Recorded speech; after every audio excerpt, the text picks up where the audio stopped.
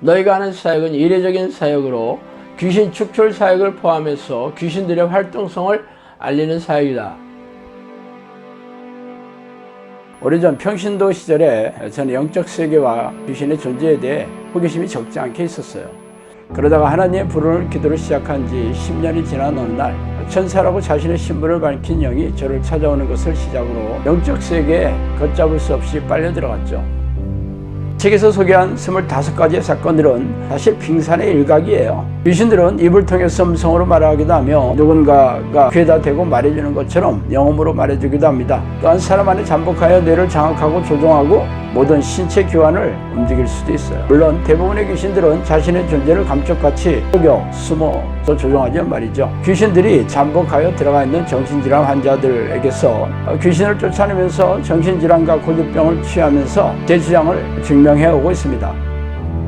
그동안 저를 찾아온 사람들은 전부 교회를 열심히 다니는 교인들이었으며 그들은 자신이 다니는 교회에서의 문제를 해결할 수 없어 전전긍긍하다가 저를 찾아오느라고 말하더라고요.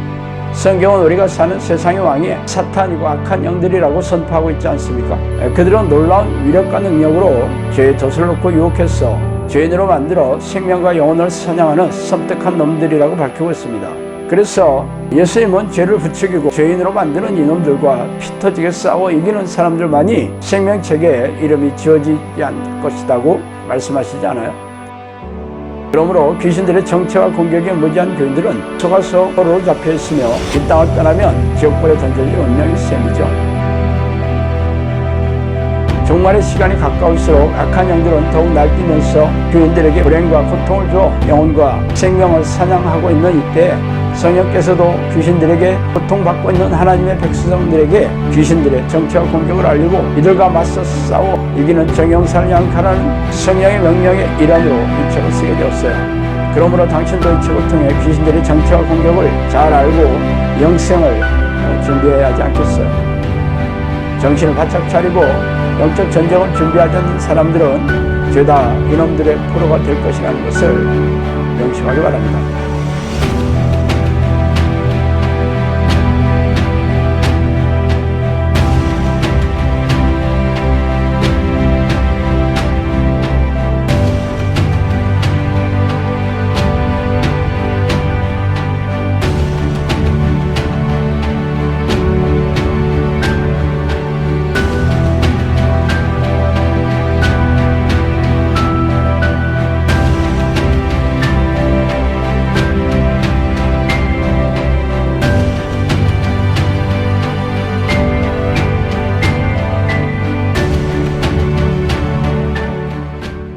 크리스천 영성학교는 심목사입니다. 오늘은 왜 당신은 선한 일에 열매가 없을까라는 점으로 한번 생각해 볼게요. 교회에 가면 하나님의 천지를 창조하신 전지전능한 분으로 그 하나님의 세상을 창조하시고 다스리며 오지로 운행하며 인간의 생사복을 주관하신다고 배우고 있습니다. 그래서 그분의 자녀가 된 우리들은 영원한 천국에 들어가는 자격은 당연하고 이 땅에서도 평안하고 형통하게 살게 될 것이라고 이렇게 알고 있죠. 예배 시간에 이러한 대설교를 듣는 교인들은 큰 소리로 아멘하며 무척이나 행복해하죠. 천국에 들어가는 거야 심판대 앞에서 서봐야 알게 될 것이므로 아무리 천국에 들어간다고 달콤하게 귀에 넣어주더라도 그 진위는 알 수 없는 노릇입니다. 그러나 천국에 들어가는 자격을 갖춘 이들이 누구입니까? 바로 하나님이 기뻐하시는 자녀들이죠. 그렇다면 이 땅에 사는 동안 천국을 경험하며 살고 있어야 할 것입니다. 그러나 아쉽게도 우리 내 주변에는 그러한 일을 경험하지 못하는 교인들이 허다합니다. 그들은 평생 하나님께 헌신하고 엄청난 헌금을 교회에 갖다 바치고 뼈가 빠지도록 충성 봉사하며 틈만 나면 띠를 들고 거리에 나가 전도하느라고 평생을 바쳤다고 해도 과언이 아니죠. 그런데 삶의 모습은 불쌍하고 답답한 이들이 적지 않아요. 그래서 오늘은 그 얘기를 좀 하고 싶습니다. 어떤 젊은 신학생 부부가 신학교를 졸업하고 허름한 상가 지하실에 교회를 개척했어요. 목회자 부부 단둘 뿐인 초민이 교회였지만 새벽기도, 철야기도를 열심히 했고 수요예배나 주일에도 2번의 예배를 정성껏 드렸습니다. 그리고 틈만 나면 어깨띠를 들고 거리에 나가 전도지를 돌렸어요. 그들의 미래를 아는 것은 어렵지 않죠? 그렇게 시작한 지 1년 이내에 교회 문을 닫게 될 것입니다. 아시다시피 상가의 지하실교회에 나가고 싶어하는 교인들은 거의 없기 때문이죠. 간혹 친구가 필요한 독거노인이 예배를 드리러 오거나 새벽기도에 참석할 교회를 찾아 이웃 근처에서 한두 명이 기도하러 오겠지만 이 역시 자신들의 양은 아닐 것입니다. 그래서 신용카드를 돌려막기로 해도 답이 안 나오면 젊은 목회자 부부의 눈물 속에 교회 문을 닫게 될 것입니다. 또 중견교회나 대형교회 부목사들도 답이 없기는 마찬가지예요. 부목사들은 오랫동안 교회 사역하게 내버려두는 교회는 거의 없죠.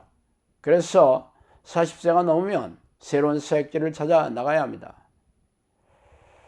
그러나 나이가 든 부목사를 곁에 두고 싶어하는 담임 목사가 없기 때문이죠.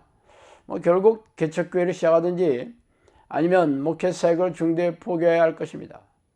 필자 제 주변에도 이러한 목회를 접는 분들이 참 여러 명 있어요. 이들이 평생을 하나님께 헌신하려고 신학교에 들어갔으며 아무런 욕심 없이 하나님의 종으로 살고 싶어 교회를 개척했는데 왜 선한 일에 열매가 없을까요? 하나님이 살아계시지 않아서가 아니라면 도대체 무슨 이유일까요? 제가 굳이 목회자 예를 듣느냐면 그들이 설교 난상에서 침을 튀기며 말한 얘기들이 스스로에게조차 적용되지 않는 이 막막한 현실을 알려드리고 싶었기 때문입니다. 사업을 내팽개치고 단기 선교를 떠나며 11조는 물론 빚을 내어가며 교회 신축 헌금으로 드리고 꾸준히 일을 마다하지 않고 평생 교회 봉사에 헌신을 해온 사람들의 삶이 너무도 허망하게 무너진 그런 교인들이 부지기수이기 때문이죠. 그 이유는 그간에 온 희생적인 신앙행위들이 죄다 하나님과 상관없는 일이었기 때문입니다. 만약 하나님이 살아계셔 그들의 불행한 삶을 지켜보고 계시다면 새벽마다 부르짖는 기도를 하나님께서 들으셨다면 성경에 약속한 말씀들이 삶에 적용이 되었다면 이렇게 허망한 인생 성적표를 받아들일 수 없기 때문이죠.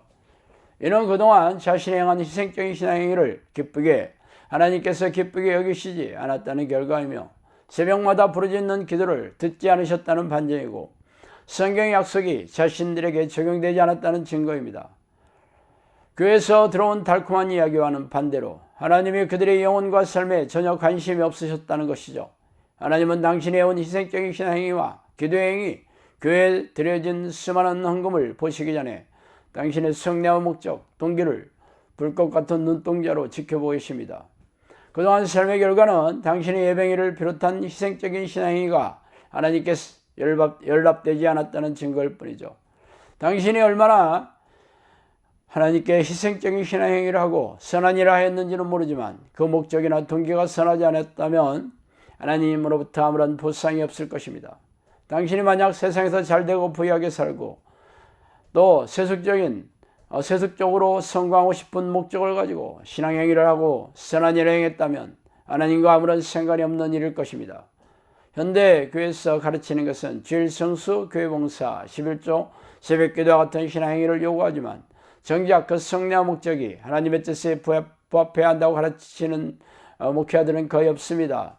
그래서 저마다 탐욕적인 동기와 악한 목적으로 교회에 나와 예배를 드리고 희생적인 신앙행위를 하는 것이죠. 그런 사람들이 예수님 당시에도 있었어요. 그들이 바로 바리새인과 서기관들이었습니다.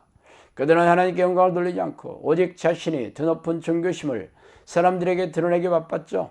그래서 예수님은 그들에게 독사의 새끼라는 혹독한 책망을 듣고 죽어서 전부 지옥에 던져졌습니다. 그들은 지옥에 던져지기까지 천국의 가장 높은 곳에 자신의 자리가 있을 거라고 추호도 의심하지 않았을 것입니다. 당신이 여전히 그런 생각을 가지고 교회 마당을 밟고 있다면 바리새인들의 전철을 밟을 확률이 농후하겠죠. 왜냐하면 당신의 삶에 하나님이 함께 하시는 증거가 없으며 마음에 천국에 임한 표적이 없는데 어떻게 천국을 자신하고 하나님의 축복을 바라고 계십니까? 하나님은 아무런 조건 없이 자신의 뜻을 이행하는 자녀들에게 찾아와 주셔서 천국을 약속해 주시고 이 땅에서 잘되고 건강한 축복을 누리게 해주신죠. 당신이 피조물이기 때문에 주인이신 하나님의 뜻대로 살아야 할 의무가 있습니다. 이는 당신이 선택할 몫이죠. 그러나 하나님의 뜻에 관심이 없으며 욕심을 추구하고 방탕을 따르는 인생관을 버리지 않는 자녀들을 그대로 살게 방치해 두셨다가 지옥불에 던져지게 하는 게 하나님이 하시는 일입니다. 당신이 그간 행해온 희생적인 신앙행위와 선한 일의 열매가 없다면 당신이 천국에 들어갈 확률은 없다고 봐야 되겠죠. 이 땅에서 천국을 누리지 못하는 사람들이 어떻게 영원한 천국 백성으로 받아주시겠어요. 그러므로 지금이라도 자신을 돌아보고 잘못을 자복하고 죄를 회개하셔야 됩니다. 하나님으로 인정하지 않은 배영무도한 죄를 철저하게 깨달으시고 이제부터라도 하나님의 뜻을 좇아 올곧게 걸어가시기 바랍니다. 그 길만이 당신과 가족이 구원을 얻는 유일한 길이기 때문입니다. 자, 오늘은 여기까지 하겠습니다. 감사합니다.